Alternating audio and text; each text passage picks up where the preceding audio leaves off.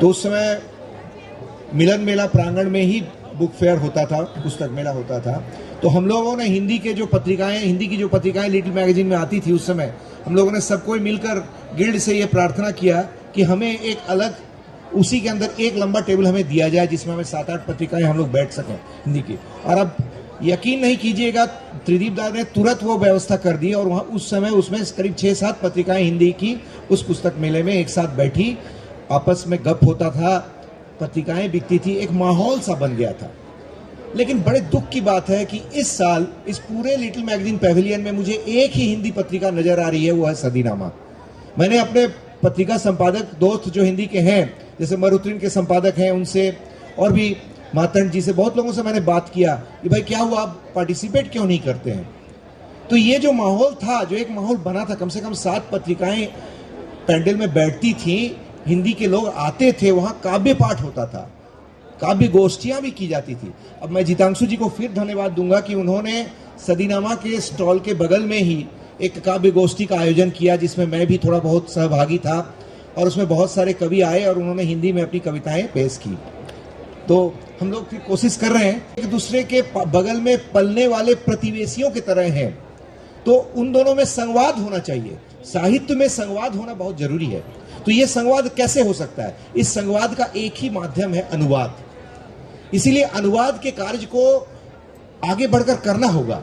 2-4 लोगों का काम ये है नहीं।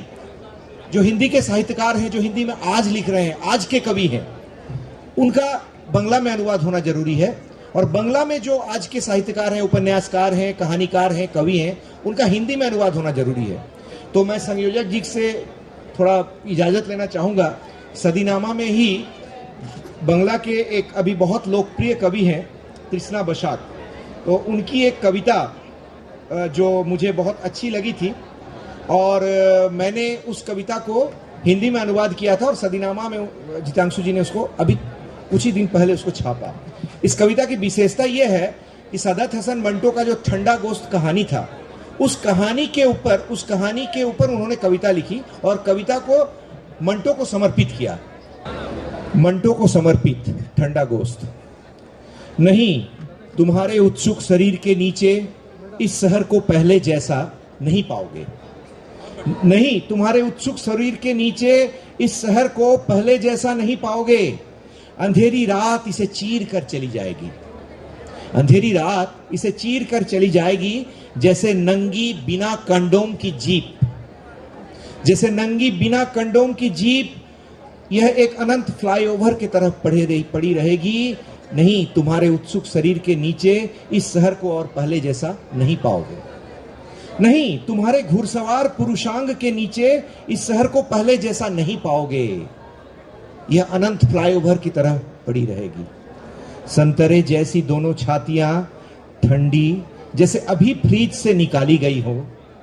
रेशमी बिल्ली जैसी योनी सुख कर कांटा अभी मक्खियां भिनभिनाएंगी। नहीं, तुम्हारे उत्सुक शहर के नीचे इस शहर को और पहले जैसा नहीं पाओगे। झिलमिलाते नितंबों पर चढ़ाई कर रही है कुछ चींटियां आपस में बतियाते हुए।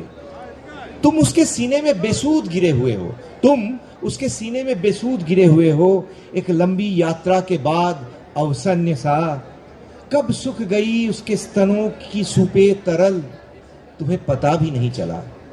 कब सूख गई उसके स्तनों की सूपे तरल, तुम्हें पता ही नहीं चला। नहीं, इस उत्सुक शहर के नीचे, इस उत्सुक शरीर के नीचे इस शहर को अब पहले जैसा नहीं पाओगे, पहले जैसा नहीं पाओगे। सुनकर देखो, सुनकर देखो, सुनकर देखो जी।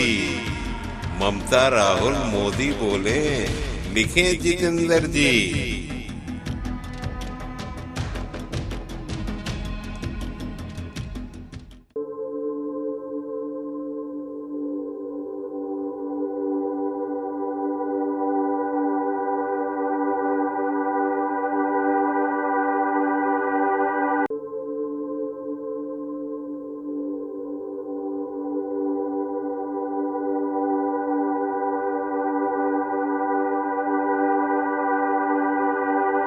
घटनाक्रम जो खबर बन गया, जिसका सरोकार है सीधा। दायित्व हमारा आप करें वो दीदार। कार्यक्रम ऐसा जो देगा भरपूर जानकारी। देखें, सुने और पढ़ें सदीनामा रोजाना बुलेट। सदीनामा रोजाना बुलेटिन का संपादकीय विशेष। सब्सक्राइब करें, कमेंट्स करें, क्यूटी काटें और मेंबर बने यूट्यूब चैनल सदीनामा।